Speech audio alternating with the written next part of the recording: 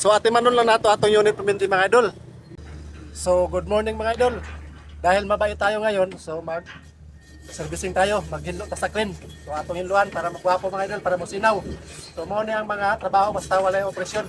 So maghinlo gid ta og crane para pod maganahan na atong company. So di ba? So mao ni atong trabaho basta walay operasyon mga idol.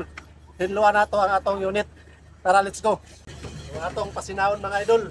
Pasinahon nato ng atong unit kay mura pod kay atong kuan kaning asawa o mama o papa o mga igsoon mura pod ni. So ato ni palanggaw na atong unit kay kita may nagdala. So di mo na ato ni giisip usa ka ginikanan nato muramahan.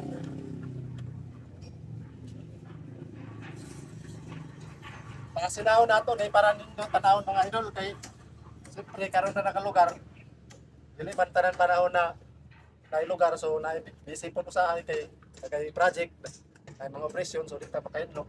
So karon kay nakalugar ta, so atong hinluan, di ba? Hinluan mga idol.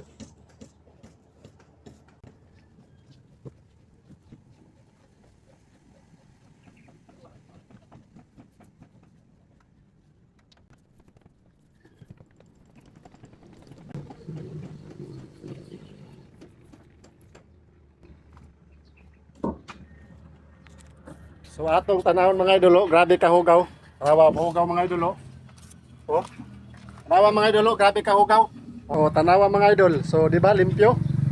Tanawa oh, limpyo na kayo mga idol. Sinaw na. Lahi ra gid ang kuan mga idol, dapat limpyo ang ginato atong unit para mohinlo siya. So moro to mga idol, hinaut ta na. Di mo kalimot sa pag-follow, like ug share sa akong mga video. So daghang salamat mga ka-operator. Bye-bye.